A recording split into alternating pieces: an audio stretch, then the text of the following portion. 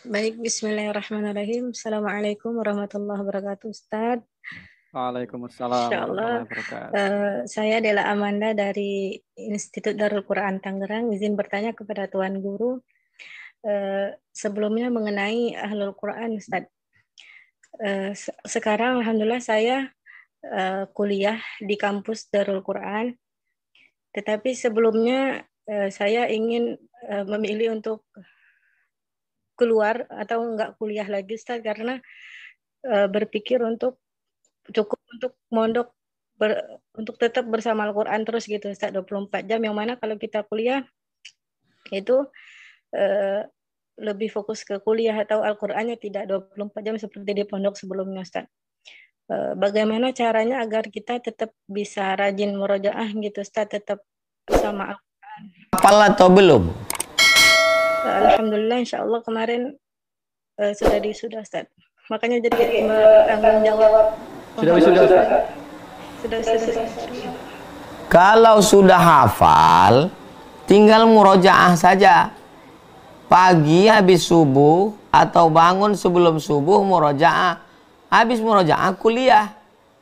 Tapi kalau belum hafal, ngapal dulu. Cuti semua, stop kuliah, ngapal sampai mutkin. Sesudah hafal, baru kuliah. Kan tak bisa dua-dua. Kuliah ngapal, kuliah error. Kecuali memang betul-betul orang hebat.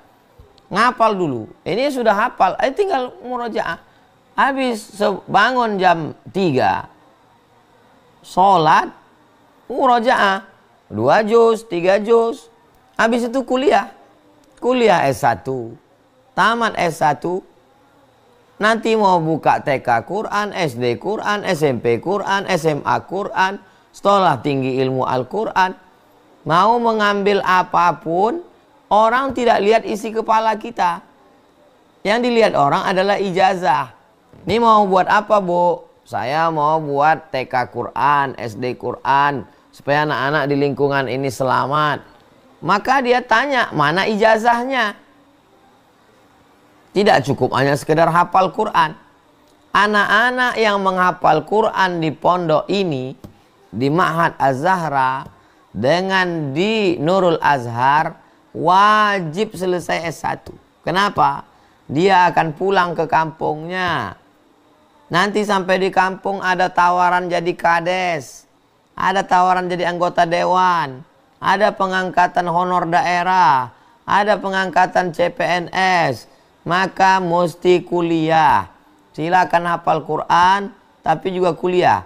Karena kita sekarang tinggal di negara kesatuan Republik Indonesia. Orang tetap memperdulikan ijazah. Siapa nanti yang mengisi itu kalau bukan kita yang punya ijazah? Nah, jadi kesimpulannya, murojaah, jaga hafalan, tetap kuliah. Wallahu a'lam bishawab. Baik, terjawab ya Kak Dela. Terjawab ya. Alhamdulillah. Baik, terakhir Ustadz untuk closing statement ini saya simpulkan dari 5 tadi Ustadz ya, 5 yang sudah Ustadz sampaikan, bahwa untuk menjadi generasi yang kokoh dan dicintai Allah itu ada 5. Yang pertama, akidahnya benar. 2, ibadahnya benar. 3, sungguh-sungguh. Kemudian punya tujuan hidup yang jelas. Dan yang terakhir, bermanfaat untuk umat. Kalau kita sudah masuk di fase yang keempat ini Ustadz, sudah punya tujuan hidup gitu, kemudian melangkah pengen jadi orang yang bermanfaat. Ketika kita sudah sudah komit gitu, berkomitmen, tiba-tiba ada penghalang gitu Ustadz, jedek, yang membuat kita mungkin jadi lemah gitu. Gimana supaya kita persisten gitu Ustadz, dengan apa yang sudah kita mimpikan, apa yang sudah kita inginkan, apa yang mau kita tujukan gitu Ustadz, supaya kita persisten gitu Ustadz, istiqomah gitu istilahnya. Tergantung apa kasusnya. Saya kalau cerita masalah nomor 4, wuduhul ghayah, saya sudah sampai. Saya sudah S1, saya sudah S2, saya sudah S3. Saya sudah bahagiakan orang tua. Berarti wuduhul ghayah sudah. Cita-cita dulu S1, S2, S3 bahagia orang tua. Sudah. Tapi yang kelima, musti nafi'an lil ummah, bermanfaat untuk umat ini. Itu belum. Bagaimana caranya biar saya tidak berpuas diri? Saya mesti off ceramah 3 hari, 4 hari. Masuk ke pedalaman. Menangis orang di dalam itu memegang kaki saya. Tolong Pak Ustadz, buka sekolah Pak Ustadz. Anak kami nggak bisa sekolah Pak Ustadz. Itulah yang memotivasi saya. Kalau saya mau di zona aman, saya ngajar jadi dosen. Mau dosen di Brunei Darussalam, atau saya melamar di Kuala Lumpur. Rumah, kampus, rumah, kampus, rumah, kampus, seminar, mati, selesai. Udah dapat semua yang saya cita-citakan. Tapi untuk bermanfaat, saya mesti punya motivasi. Dari Pekanbaru naik mobil ke Duri, 2 jam. Dari Duri ke Tasik Serai, 1 jam. Tinggalkan mobil ke Tasik Serai, jalan kaki ke tepi danau. Airnya surut, kaki celana diangkat. Dari situ naik sampan melewati Danau Gambut. Tahu sendiri Danau Gambut, kalau masuk ke dalam tak naik lagi ke atas. Lewat Sungai Siak, masuk ke dalam. Tak ada jalan, tak ada mobil, tak ada motor, tak ada aspal, orang susah. Apa yang bisa kita buat di dalam? Pertama datang survei. Kedua datang buatkan asrama, buatkan rumah guru. Carikan siapa yang bisa menggaji guru. Berapa sanggup kasih guru Pak Basnas? 600.000. Oke. Ini dari yayasan berapa? 600. Oke. Siapa lagi yang bisa nambah? Oke. Ini untuk gaji guru. Udah selesai. Nanti datang kita sekali lagi, Ustadz Al-Nob. Apa yang mau kita bawa? Kita mesti ada ruang pertemuan dan masjid. Oke, kita bangun. Ini anak-anak yang dulu dibawa tahun 2016 udah tamat pondok, udah sekarang mana? Kuliah. 1 udah berangkat ke Mesir. Nanti kalau mereka pulang nih ngajarnya di mana? Jangan sampai dia pulang ngajar di Pekanbaru, kampungnya tetap tinggal.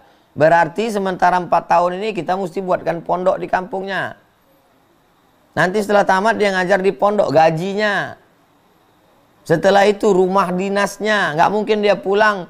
Dia mau nikah, mana mau ada orang ngasih anak gadisnya kalau dia tak punya rumah. Rumah dinasnya, sementara dia rumah pribadi. Gajinya, motor wakafnya, motor dinas. Itu dipikirkan semua. Memikirkan itu dapat pahala insya Allah. Itu juga ibadah. Jadi ibadah ini bukan cuma tahajud. Ibadah ini bukan cuma hatam Quran. Memikirkan umat ini juga adalah ibadah. Kalau otak saya ini tak saya peras memikirkan itu, maka saya akan sibuk memikirkan komen orang, saya tak sempat memikirkan omongan orang. Tak sempat kepala saya ini memikirkan cakap orang. Kenapa? Yang saya pikirkan adalah cemana supaya selesai pondok yang di sana. Cemana Ustadz Al-Nob selesai pondok yang di Bagat Tasik Serai? Siap. Bagaimana pula yang di suku Talang, yang di Durian Cacar? Tanahnya udah, bangunan 1 lantai udah. Sebelum 3 tahun ini mesti siap nih Ustadz, insya Allah. Karena anak pulang nanti di situ, iya. Nanti semua orang yang suku pedalaman ini sekolahnya di situ, iya. Dulu di dalam banyak melahirkan anak mati. Ini mesti kita sekolahkan orang ini sekolah perawat. Alhamdulillah jadi bidan.